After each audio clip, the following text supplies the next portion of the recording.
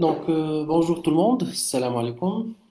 J'espère que vous allez bien dans cette période de confinement. J'espère, Inch'Allah, que ça va bientôt finir.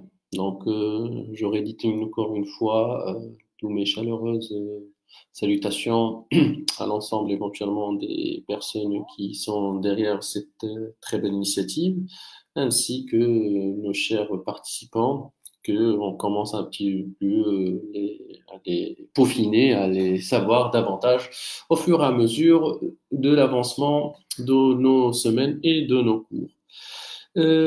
Concernant cette septième séance, à titre d'information, ça fait quand même voilà, 7 semaines qu'on continue cette très belle aventure ensemble. L'objectif, c'est d'essayer de travailler des opérations spécifiques concernant l'entreprise, notamment le traitement comptable des emprunts obligataires. Certes, c'est une opération qui concerne le financement d'une entreprise. C'est une opération qui est un peu spécifique, dans lequel l'objectif, c'est de pas de trop rentrer sur les modalités financières, mais plutôt sur les modalités comptables, c'est-à-dire comment comptabiliser cet emprunt obligataire et en l'occurrence, par la suite, comment l'amortir, notamment en ce qui concerne cette prime de remboursement ou aussi des frais d'émission qui peuvent être liés à cet emprunt obligataire. Donc, concernant l'emprunt obligataire, il faudrait souligner qu'il s'agit d'un titre de créance qui est négociable et émis par une personne morale. Et en contrepartie, cette personne va recevoir une certaine somme d'argent en tant que prêt de la part des souscripteurs. Le souscripteur ici serait intéressé à acheter ces obligations-là ou à acheter ces titres-là, car ils seraient émises sur le marché à un prix inférieur à leur valeur nominale, et aussi, si on arrive à atteindre la maturité, c'est-à-dire à la fin de la durée de vie, on pourrait avoir un prix de remboursement supérieur à la valeur nominale. Ce qui fait que le souscripteur ici, elle gagne ce qu'on appellera une prime de remboursement. C'est ce qui serait la différence entre le prix d'émission et le prix de remboursement. C'est-à-dire, en prenant l'exemple d'une obligation qui vaut 100, elle serait émise sur le marché à 80 et arrivée à maturité, c'est-à-dire après ces 4 ans, ces 5 ans, l'entreprise la rachèterait à 110. On peut dire entre les 80 et les 110, c'est-à-dire à hauteur de 30, c'est une prime de remboursement. Donc, la facette comptable se focaliserait à comment comptabiliser, à comment passer les écritures nécessaires par rapport à cette prime de remboursement. Donc, concernant les prix ou les modalités d'émission, donc lorsqu'on parle d'un emprunt obligataire, c'est une source de financement pour l'entreprise, car l'entreprise va émettre une dette qu'elle va la diviser en plusieurs coupures qui vont être appelées éventuellement des obligations et qui va conférer les mêmes droits de créance que pour une même valeur nominale. C'est-à-dire que j'aurai une dette globale que l'entreprise va la diviser en plusieurs titres négociables appelés obligations et qu'elle va les émettre sur le marché, comme on vient de l'énoncer, avec une valeur inférieure par rapport à leur valeur, on va dire réelle ou leur valeur nominale. Donc, les modalités d'émission, on aura déjà un prix d'émission. Donc, comme on avait évoqué, le prix d'émission est celui payé par le souscripteur. C'est-à-dire celui qui va être payé le jour de l'émission de ces titres-là. Il va correspondre à la valeur nominale, un petit peu en dessous de cette valeur nominale. Et l'objectif, c'est tout simplement attirer le plus d'investisseurs. Car si on émet des obligations avec la même valeur nominale, il n'y aura pas une très grande différence. En l'occurrence, pas trop aussi d'investisseurs qui seraient très intéressés à acheter ou à souscrire. À défaut, si la situation financière de l'entreprise qui a émis ces obligations-là, cet emprunt obligataire, oui, là, on peut dire que quelque chose qui vale bien ou qui a une très belle valeur sur le marché, ça se vendra, que ça soit avec un prix identique à la valeur nominale ou un prix inférieur.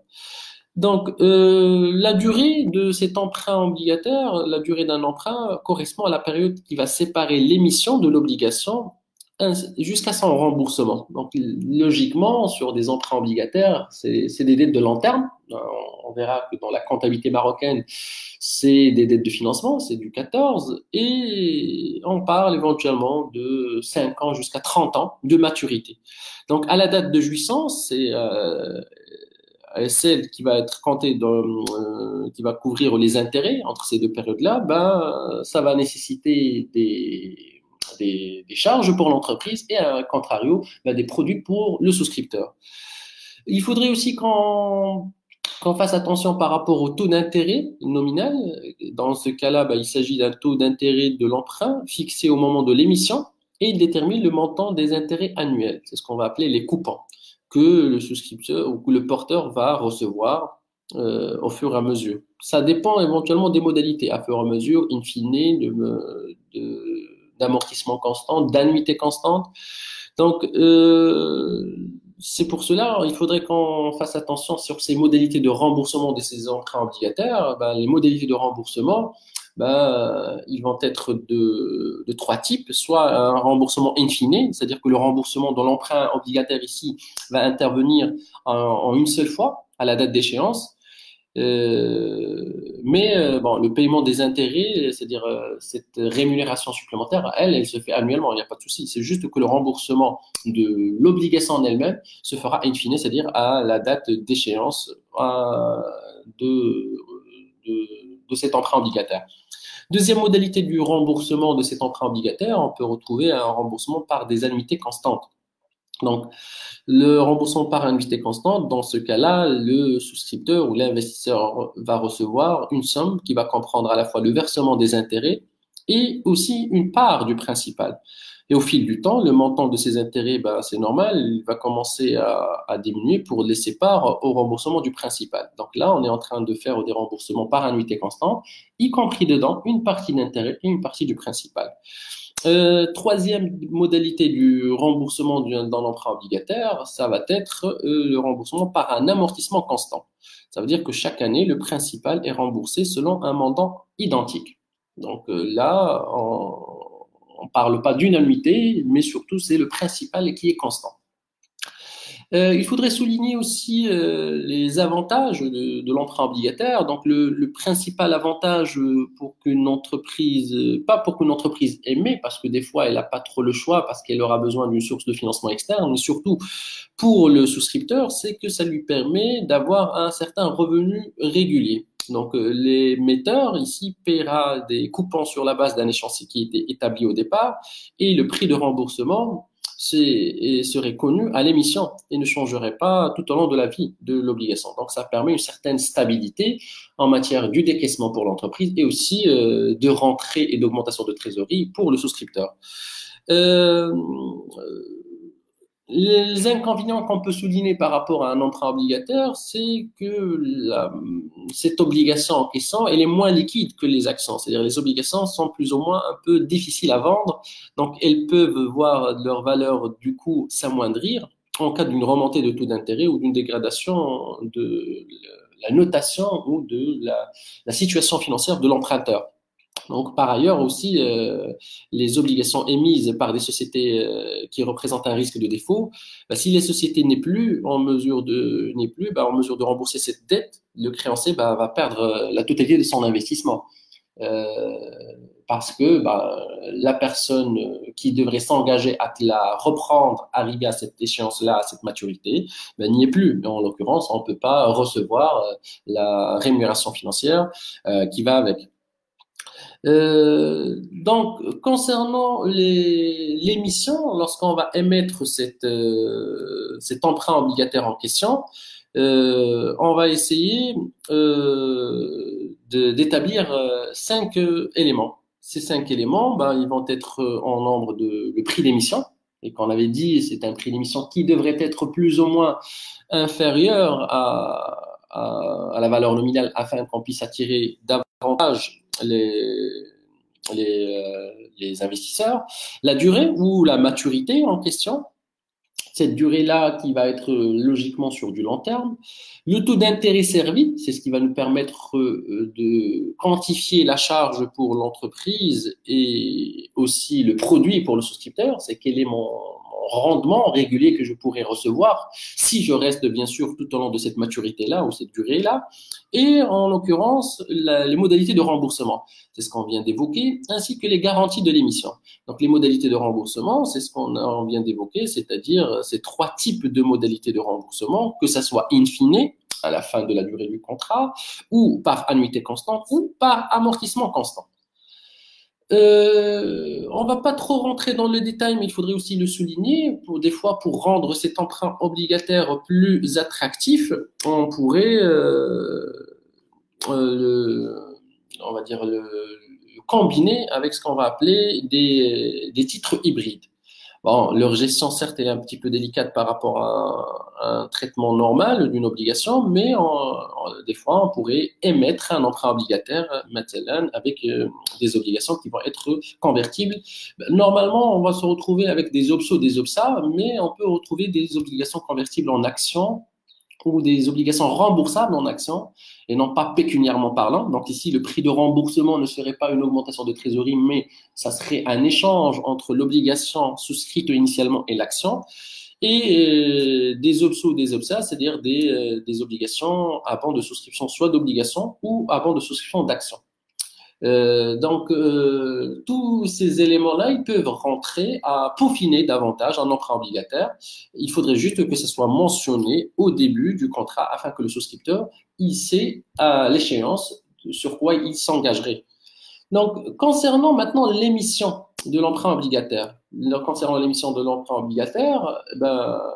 peuvent être émis soit sans prime, c'est-à-dire que le versement est égal à la valeur nominale, et c'est très, là on parle d'un emprunt en pair, c'est-à-dire c'est très, on va dire, pas très intéressant parce que bon, si le versement du souscripteur est égal à la valeur numérique sur laquelle sont calculés les intérêts, ça veut dire qu'à la fin, on va recevoir notre argent, notre investissement, tout simplement.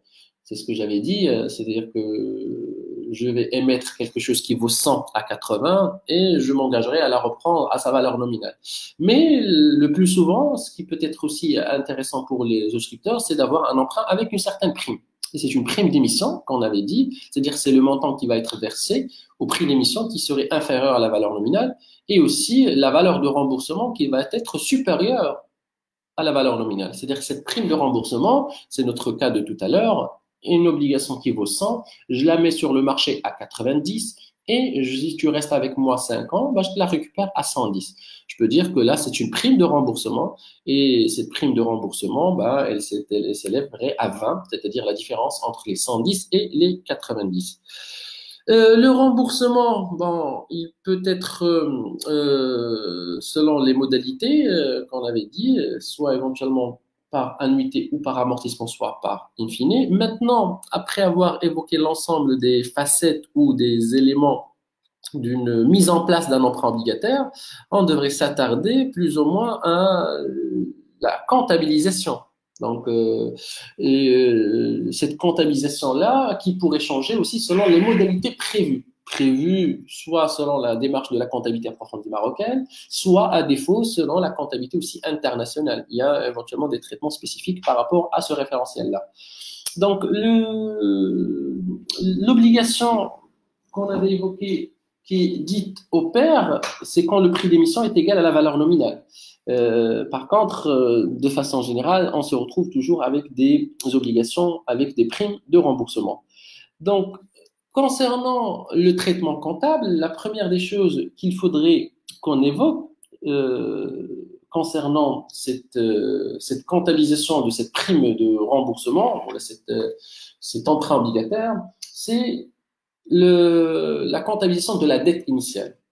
Car à défaut, lorsque je vais émettre un emprunt obligataire, je vais augmenter ma trésorerie, certes, et il faudrait que je constate une dette de financement qui va être comptabilisée dans le compte 1410. C'est-à-dire que initialement, je suis en face d'une nouvelle dette, mais aussi d'une augmentation d'une trésorerie.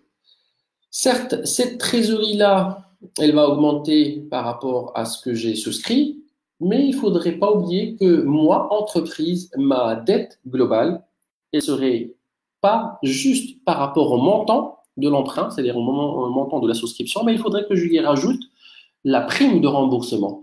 Donc, on peut dire que la prime de remboursement, c'est un élément qui viendrait augmenter mon emprunt obligataire. C'est-à-dire, si je prends à titre d'exemple une émission d'un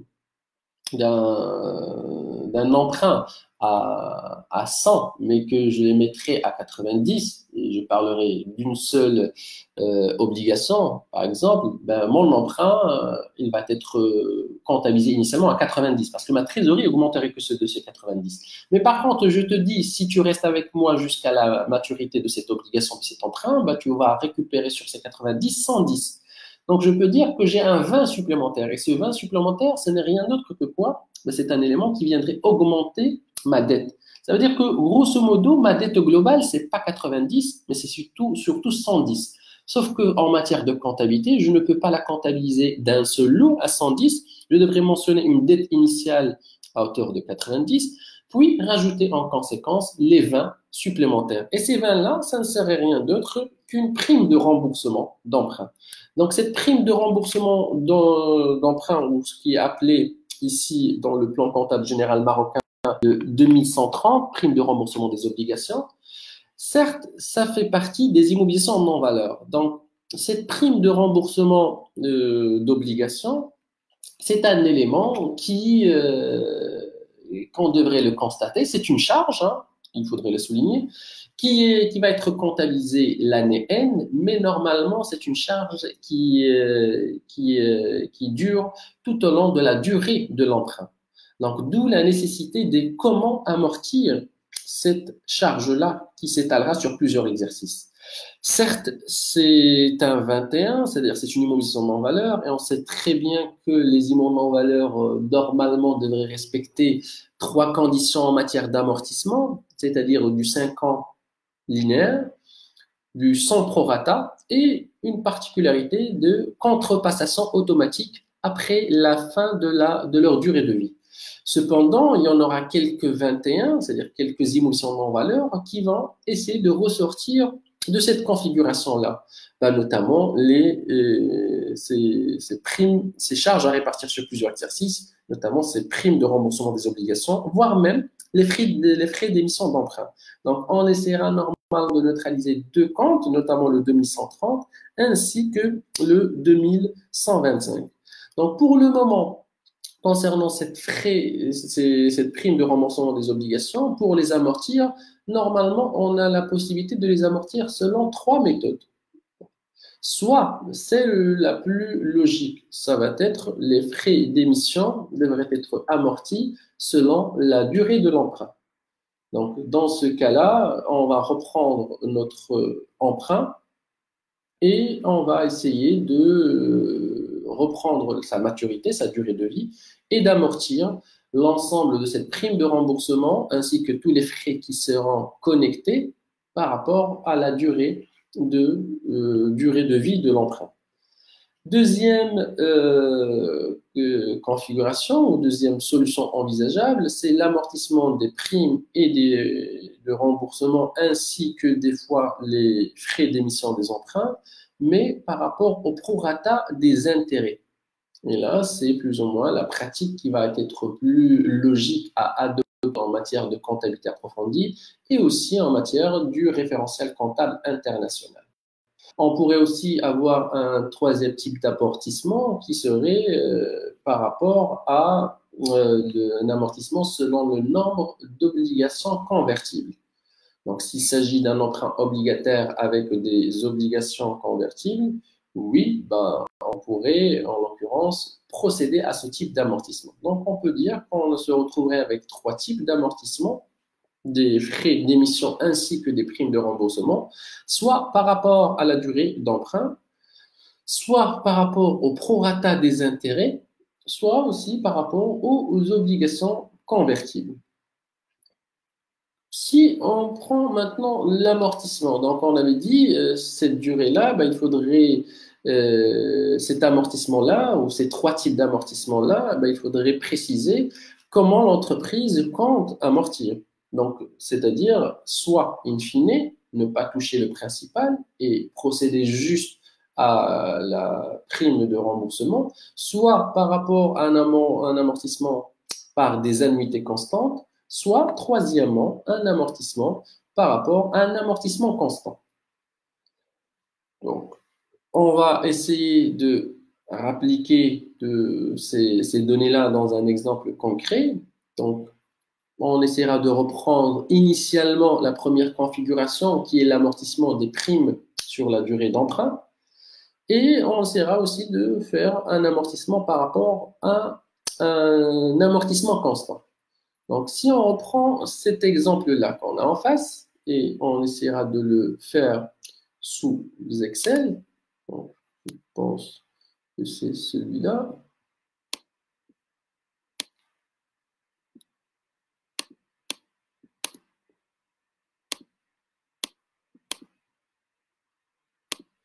Donc,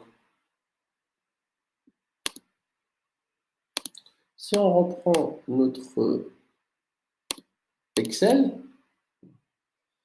et on détermine selon ce cas quel est le montant de l'emprunt. Donc ici, cette société a émis sur le marché 10 000 obligations d'une valeur de 1000 dirhams. Cependant, le prix d'émission, il est de 900 dirhams et le prix de remboursement, il est de 1100 dirhams. Donc, on se retrouve avec une souscription uniquement des 4000 obligations au lieu des 10 000 obligations. Donc, la première des choses qu'on devrait mettre, c'est déjà de calculer la prime de remboursement. Donc, on peut partir sur la comptabilisation de l'emprunt obligataire, c'est par rapport au montant de la souscription, c'est-à-dire que l'entreprise ici va souscrire 4000 obligations, mais avec un montant de 900 000. Donc, on peut dire que l'emprunt obligataire initial s'élèverait à un montant de 3 600 000. Les 3 600 000, ce n'est rien d'autre que les 900 que j'ai émis sur le marché fois les 4 000. Donc, ce montant-là, ça va être mon emprunt obligataire initial. Donc, mon emprunt obligataire initial s'élèverait à 3 600 000. Cependant, il faudrait que je calcule ma prime de remboursement. Donc, la prime de remboursement, c'est quoi? On avait dit, c'est la différence entre le prix d'émission et le prix de remboursement. Donc, ma prime de remboursement ici, c'est 1100 moins les 900. C'est ce qui va me donner une prime de remboursement unitaire à hauteur de 200. L'objet ici de cet emprunt global, il s'élève à 4000 obligations, c'est-à-dire que ma prime de remboursement global, ça serait rien d'autre que combien? C'est les 200 fois les 4000, ça fait 800 000. Je peux dire que ici, j'ai une prime de remboursement qui vaut 800 000. Maintenant, la question qui va se poser, c'est ces 800 000, cette immobilisation non valeur que j'ai créée, devrait donner naissance à un amortissement. Donc, cet amortissement va être égal à quoi normalement? L'entreprise, c'est par rapport à la durée. On parle du 1er janvier N+1. On parle d'une durée globale de 5 ans. C'est-à-dire que tout simplement, mon amortissement, ça serait les 800 000, le montant global, fois les 20%, et le taux d'amortissement, ou sur la durée, ou sur 5, ça va me donner 160 000. Donc, les comptes avec lesquels je vais travailler, c'est le compte 6391, qui signifie la DEA des primes de remboursement des obligations, et le compte à créditer, c'est le 2818, c'est l'amortissement des primes de remboursement. Donc, alors, je vois que les 1 600 000, les 160 000 que je devrais normalement refaire, revoir pendant 5 ans. Donc, cette écriture-là devrait être constatée 5 fois. Et arrivé à ces 5 années, je devrais par la suite constater quoi? La contrepassation de ma prime de remboursement. C'est-à-dire que vers la fin, j'aurai cumulé 160 000 dirhams de prime de remboursement. J'aurai cumulé 160 000 dirhams de remboursement d'emprunt. Et en fonction de cela, ben, je vais annuler mon 21, c'est-à-dire 160 000 fois 5.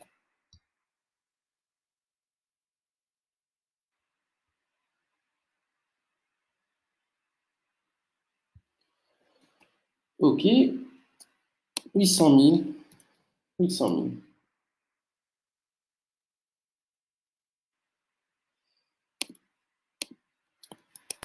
Là, je peux dire que j'ai fait un premier amortissement selon la durée de l'emprunt, tout simplement. Donc, si je vais reprendre maintenant un deuxième cas, bon, et sur ce deuxième cas, toujours sur la durée. Donc, je vais effacer juste les valeurs et on essaiera de le faire ensemble.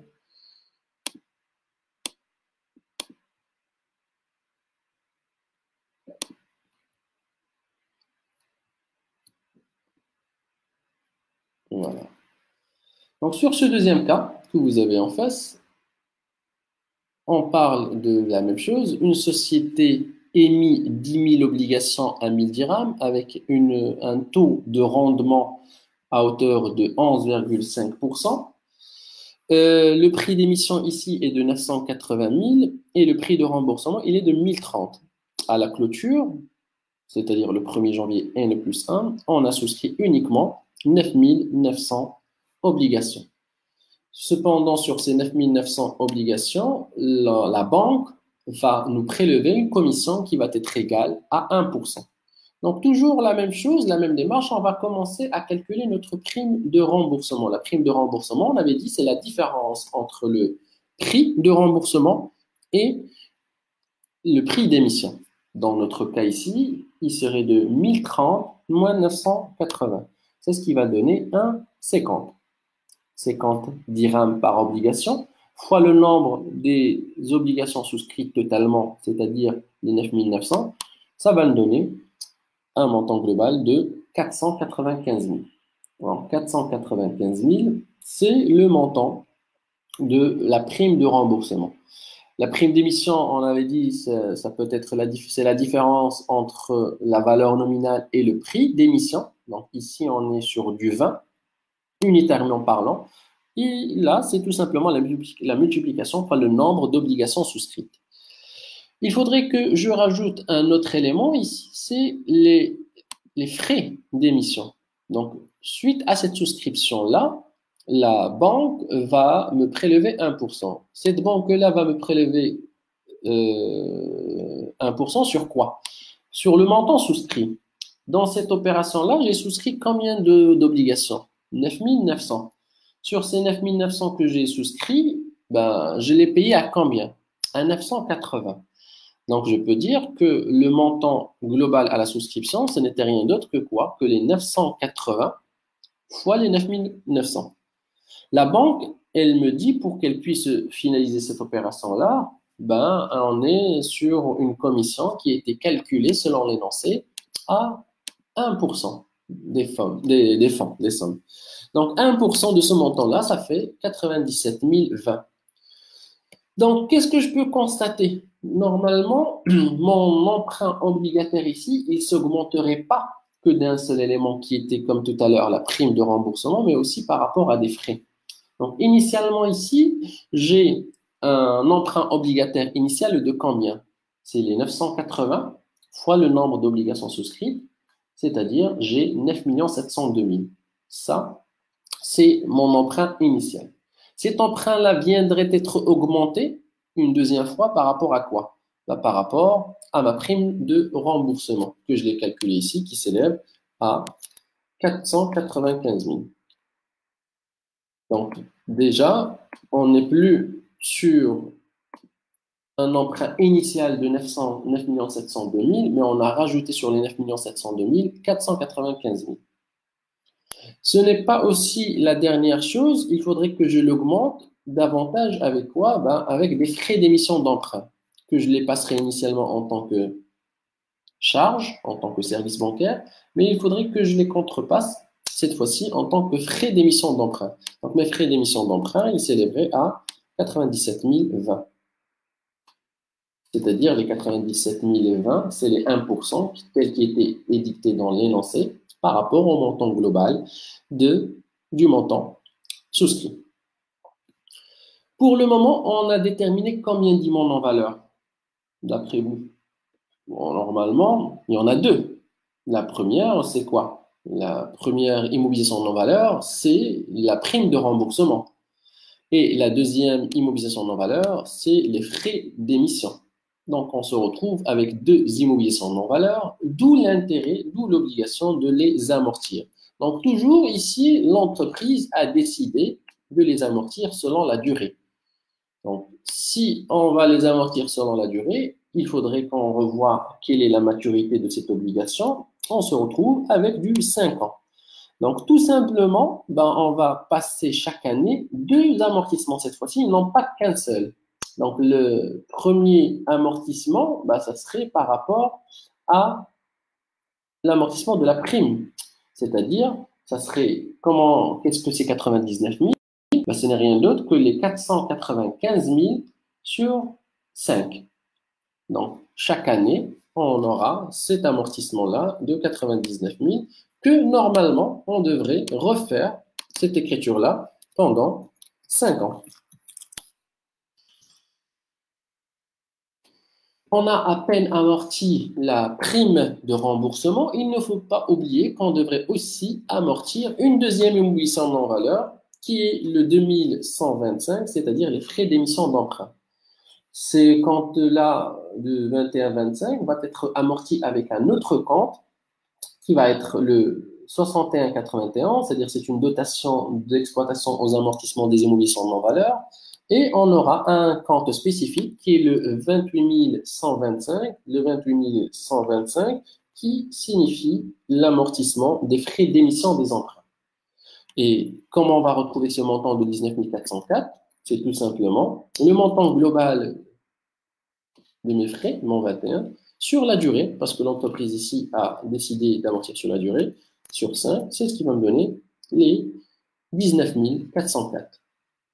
Donc, pareil, cette écriture-là, elle devrait être refaite pendant 5 ans.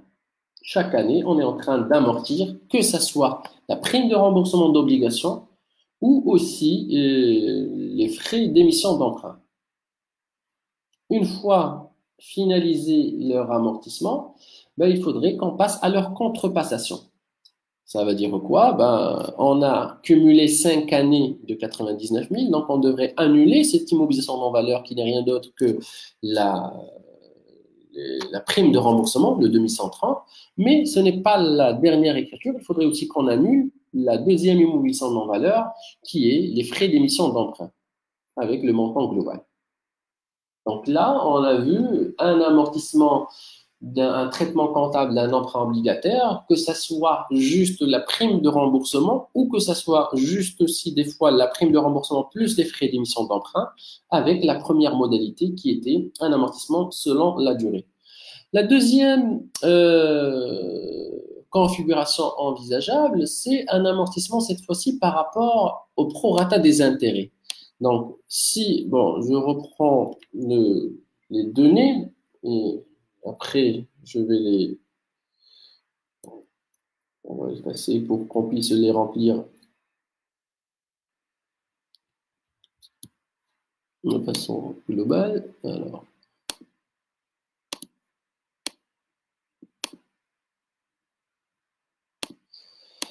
Donc, toujours, la première des choses dans cet exemple qu'on a en face, c'est de calculer la prime de remboursement. Donc, cette prime de remboursement, ici, elle va être égale à la différence toujours et unique du prix d'émission et le prix de remboursement. Donc ici, on a 2050 moins 1850. C'est ce qui va me donner 200. Donc, c'est 200 obligations, 200, pardon, dirhams par obligation, fois le nombre total de la souscription. Et ici, on a souscrit 2400. Donc, ma prime de remboursement, ce n'est rien d'autre que les 200 fois les 2400. On a 480 000 en tant qu'emprunt obligataire. Je l'ai comptabilisé ici et je l'ai mis dans mon écriture. Maintenant, la question qui se posera, c'est comment amortir. Bien sûr, maintenant, on sait très bien et on a fait pas mal de cas sur un amortissement par rapport à la durée. Si l'entreprise ici aurait décidé d'amortir selon la durée, tout simplement, mon amortissement de ma prime de remboursement, ça serait quoi? Ça serait les 480 000, c'est-à-dire ma prime de remboursement globale, sur 4 ans. Qu'est-ce qui ferait 120 000? C'est-à-dire que chaque année, je devrais constater 120 000, 120 000, 120 000, et à la dernière année, à la 4e année, je devrais contrepasser. Cependant, ici, l'entreprise a décidé non pas d'amortir selon la durée, mais selon le prorata. Donc, d'où l'intérêt de remplir notre tableau de remboursement. Donc, c'est un amortissement selon le prorata et aussi par amortissement constant. Donc, comment on va procéder? La première des choses, c'est par rapport au capital début de période. Donc, le capital début de période, on a combien d'obligations au début? On a 2400. Donc, le nombre d'obligations qui vont être amorties par année, on est sur 2400 obligations sur 4 ans. Ça veut dire que chaque année, on devrait rembourser 600 obligations. Ça, c'est un amortissement par rapport, je récapitule, par rapport à un amortissement constant. Donc, pour le capital début de période, donc on commence avec normalement un montant global de 2400 obligations que je le multiplierai fois le nominal. Le nominal ici en question, il est de 2000 dirhams. Donc mon capital début de période, c'est 4 800 000. J'ai remboursé 600 obligations des 2400. Donc 2400 moins 600, il va me rester uniquement 1800. Donc ici, ça va être 1800 fois toujours la valeur nominale qui est de 2000. Ça va me donner 3 600 000. Et j'enchaîne. Il me restait 1800 obligations. Maintenant, j'ai remboursé les 600. Il me reste uniquement les 1200 obligations que je multiplierai fois la valeur nominale toujours qui est 2000. Ça fait 2 400 000. Et en fin de compte, il va me rester les derniers 600 toujours fois la valeur nominale 2000. Ça va faire 1 200 000. Donc là, j'ai rempli mon premier tableau, ma première colonne qui est capital début de période. J'arrive ici, étant donné que l'entreprise a décidé d'amortir selon, selon un amortissement constant, donc chaque année, il va rembourser combien? 600. Et il va la rembourser avec quel prix? C'est avec le prix de remboursement qui s'élève ici à 2050. Ça fait 1230, 1 230, 1 230. Arrivent maintenant les intérêts. Donc, ces intérêts-là, ils vont être calculés bien sûr sur le capital début de période. Donc, ici, j'aurai 4 800 000 que je multiplierai fois le taux d'intérêt qui est précis, qui est de 5%. Ça va me donner 240 000 dirhams.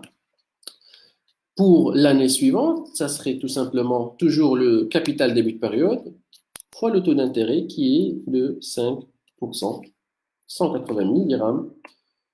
Et je continue, 120 000, 60 000. Une annuité, ce n'est rien d'autre que l'addition entre le capital et l'intérêt.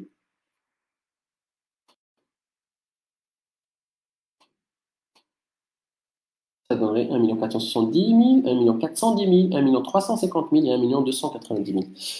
Dans ce tableau-là, pour que je puisse amortir selon le prorata, j'aurai besoin uniquement d'une seule colonne qui est l'intérêt. Donc, je peux reprendre ici ma colonne des intérêts dans ce deuxième tableau parce que c'est avec celle-là que j'aurai besoin de déterminer mon prorata. Et qu'est-ce qu'un prorata? Ce n'est rien d'autre que la valeur de l'élément de l'année en question sur le sigma, la valeur globale. Ça veut dire quoi? Le prorata ici, ça va être 240 000. Moi, j'avais déjà calculé l'ensemble de sigma des intérêts, ça donnait un 600 000. Ça va faire du 40%. Et je vais lister Alors, ça va être du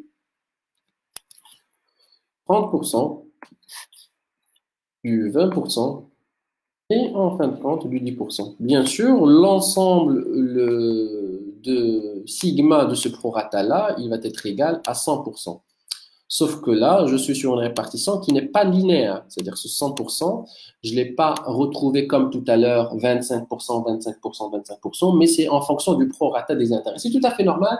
Les premières années d'un remboursement d'un emprunt obligataire, c'est la fraction des intérêts qui est élevée. Donc, en l'occurrence, le prorata va être élevé. Donc, tout ce qui m'intéresse ici, c'était de déterminer le montant de la prime de remboursement. La prime de remboursement globale, on avait dit, c'est 480 000.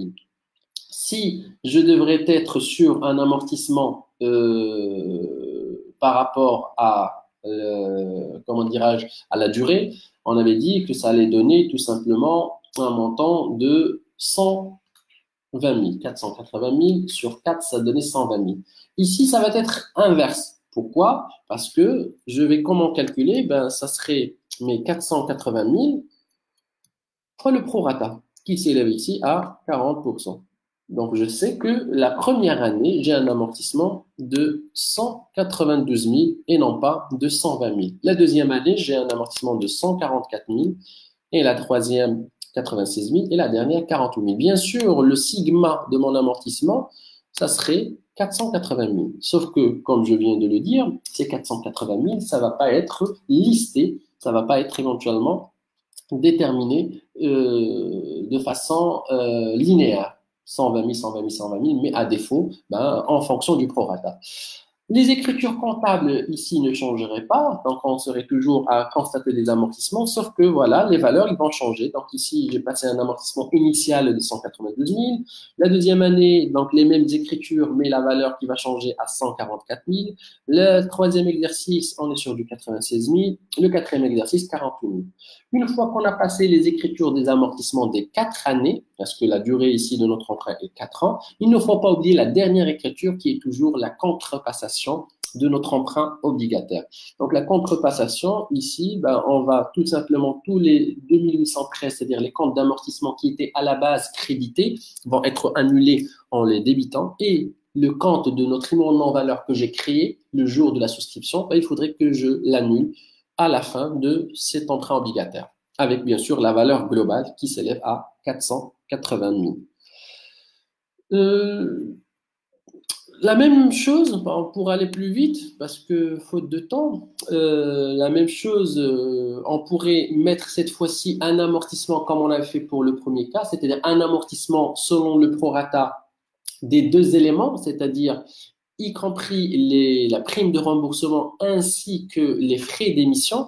Donc, dans cet exemple-là, dans cet énième exemple, on a 2500 obligations d'une valeur nominale de 2000 qui étaient émises à 1950 dirhams et qui vont être remboursées à 2200 dirhams. Donc, les commissions ici sont prélevées à 1,5%. Donc, la première des choses qu'il fallait qu'on fasse, c'est essayer de calculer la prime de remboursement. Donc, cette prime de remboursement, ben, ça serait rien d'autre que la différence entre les deux éléments, c'est-à-dire entre la 1950 et les 2200. Ça nous a donné un 250 dirhams. 250 dirhams par obligation, étant donné qu'on a souscrit 2500. Donc ici, c'est tout simplement les 250 fois 2500. Les frais d'émission d'emprunt, ben, on a émis un emprunt à hauteur de combien? Normalement, c'est 1950 fois les 2500. Ça nous a donné un 4 875 000. La banque, ici, va nous prélever 1,5%. Donc, sur les 1,5%,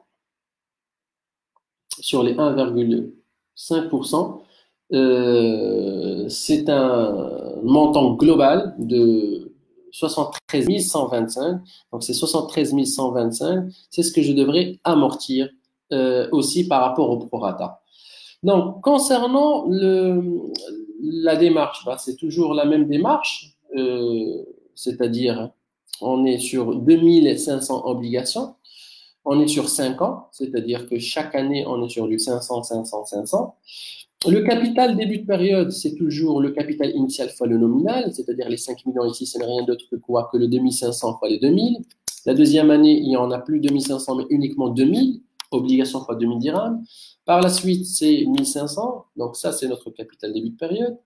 Le capital remboursé, c'est le nombre d'obligations fois le prix de remboursement, c'est-à-dire que ici on a 500 obligations et le prix de remboursement, il s'élève ici à 2200, ce qui nous va donner le 1 100 000. Et les intérêts se calculeraient toujours, non pas par rapport au taux de commission, mais par rapport ici, on a un taux de 10%. C'est-à-dire, ça va être 10% du capital début de période. 10% des 5 millions, 10% des 4 millions, 10% des 3 millions, 10% des 2 millions et 10% des 1 million. L'annuité, bien sûr, c'est l'addition entre ces deux éléments, c'est-à-dire le capital plus l'annuité.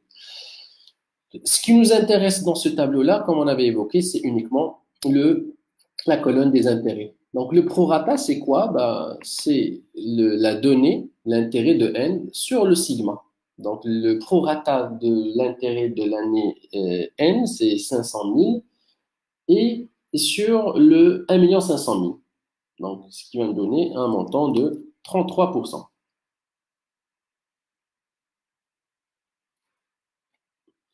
Donc, à titre de question pour aussi Hamid, non, là, on doit passer éventuellement l'écriture de la souscription ainsi que de l'émission. C'est juste ici, on s'est focalisé par faute de temps, juste sur le traitement de la prime de remboursement. Mais toute la partie de l'émission, de l'augmentation de la trésorerie et la constatation initiale du notre 1410, c'est primordial parce que là, il faudrait qu'on constate cette dette-là.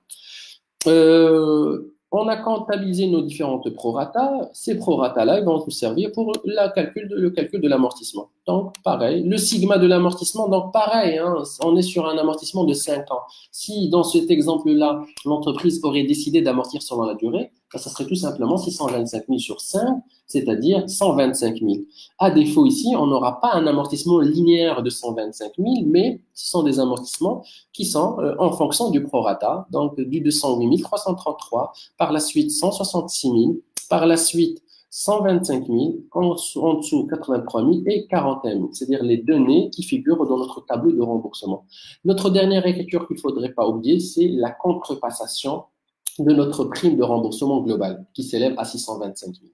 Donc là, on s'est limité sur plus ou moins l'essentiel des différents types de retraitement qu'on pourrait évoquer en matière d'amortissement, que ce soit par rapport à la durée ou par rapport à l'emprunt. Donc, il faudrait aussi, bon, ça c'était les exemples qui sont dans le support, mais qu'on avait essayé de les mettre ensemble. Donc, juste pour répondre à la question, voilà, vous voyez bien qu'il y a des écritures de constatation de l'emprunt initial, notamment l'emprunt obligataire initial. Donc, la constatation de l'émission, c'est quelque chose qui est primordial. On ne peut pas commencer à amortir, à calculer, comment dirais-je, un amortissement d'une prime de remboursement ou, à défaut, des frais d'émission, que ce soit par rapport à la durée au prorata, si on ne commence pas déjà à enchaîner avec un amortissement, une constatation de l'emprunt obligataire. Il faudrait souligner que ce sont des opérations qui sont très courantes sur les places financières. Hein. Juste à titre, juste par rapport à un emprunt historique obligataire. Bon, il y avait initialement la plus grosse levée obligataire qui était faite par Apple, qui était aux alentours de 17 milliards de dollars, mais la plus grande jusqu'à présent introduction d'un emprunt obligataire, c'est ce qui était fait par Vierzon donc c'est une entreprise qui avait acquis l'opérateur Vodafone. 45% éventuellement de Vodafone qui était acquise par Vierzon, donc elle avait besoin de fonds. Et là, on peut parler d'un montant qui est très énorme. On parle de 100 milliards de fonds de souscription pour éventuellement cet emprunt obligataire. Hein. Aussi, il faudrait souligner qu'en matière de traitement comptable en IFRS de ces emprunts obligataires, donc l'information va se retrouver dans des normes telles que l'IAS 32, l'IAS 39, voire l'IFRS 9, l'IFRS 7. Donc une obligation, elle va être qualifiée éventuellement de sa nature. Il va poser des problèmes de qualification en matière de capitaux propres. Donc ce souci-là, toujours de valorisation des capitaux propres qui pourraient avoir un impact assez, on va dire, assez crucial sur le patrimoine. Et ça, je vous fais référence à toute la complexité de la mise en place dans le secteur bancaire de cette norme, notamment l'IFRS, l'IAS 39, qui est actualisée avec l'IFRS 9, et l'impact éventuellement sur le provisionnement de l'ensemble de ces éléments-là qui impactent de façon directe ou indirecte les capitaux propres. On aurait pu aussi en parler de ces impacts-là qui sont très énormes, car il s'agit éventuellement d'une lecture financière destinée à des investisseurs. Et je peux vous rassurer que les entreprises, lorsqu'ils commençaient à appliquer ces normes-là, ils se retrouvaient avec des résultats qui passaient des fois à des positifs, à du négatif, parce que la connotation, on va dire, la finalité n'est pas pareille. Donc, juste à titre pour récapituler, oui, la comptabilisation marocaine, c'est malheureusement une comptabilisation qui a comme pour objectif d'y atteindre à l'image fidèle, mais sans qu'elle puisse y arriver à 100%. Donc, on essaie avec cette comptabilité approfondie de mettre en place cette comptabilité, ces techniques-là, on va dire, préférentielles, pour essayer de se déconnecter de cet aspect fiscal et de se rapprocher au plus sur cette image fidèle telle souhaitée.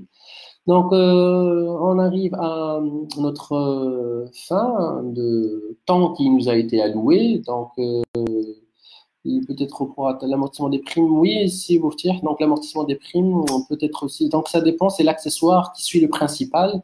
Donc, comme éventuellement on va amortir le principal qui est la prime de remboursement, ça va suivre aussi par rapport au prix prime d'émission. On ne peut appliquer un amortissement hétérogène entre l'accessoire et le principal, tout simplement, c'est la règle de l'accessoire qui suit le principal. Voilà, donc si on peut amortir la prime de remboursement en fonction de l'obligation amortie, oui. Donc, lorsqu'il y en a une émission avec des obligations, un emprunt avec d'obligations convertibles, on pourrait aussi amortir éventuellement en fonction du nombre d'actions qui va être converti. Donc, c'est une méthode qui est préconisée pour l'amortissement et le traitement comptable de ces emprunts obligataires. Voilà, donc si vous n'avez pas encore d'autres questions, je vous libère.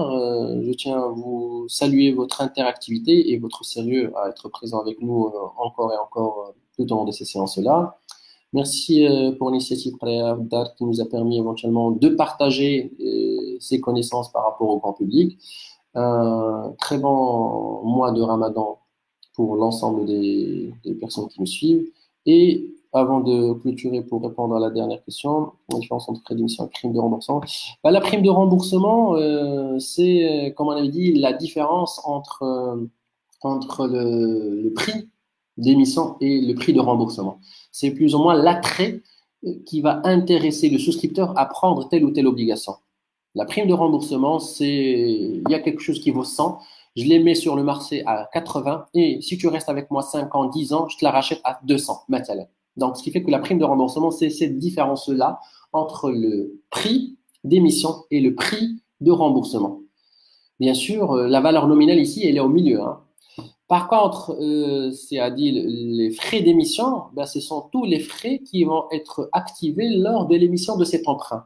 Donc, à vrai dire que ce sont des charges financières, mais c'est un élément du coût de l'emprunt. Donc, je devrais les constater initialement en tant que charge, c'est-à-dire c'est la commission qui va être prélevée par la banque pour qu'elle puisse éventuellement mettre en place cette opération d'emprunt obligataire. Donc, c'est-à-dire que à la base, ce sont des charges financières, mais qu'on avait dit qu'on devrait les contrepasser, les transférer pour qu'ils nous donnent une nouvelle immobilisation en non-valeur, c'est-à-dire notre 2125, qui s'appelle frais d'émission de l'emprunt. Donc, pour ne pas trop empiétiner sur l'autre plage horaire de la prime d'émission. Comme j'avais dit ici, Adil, on pourrait continuer à échanger ultérieurement, c'est-à-dire par autre moyen, voire mail, si tu veux, pour ne pas empiétiner sur l'autre plage horaire de mon cher collègue qui commencerait normalement, qui devrait déjà commencer il y a 2 minutes. Donc, merci encore une fois. Assalamu alaikum wa rahmatullahi wa barakatuh.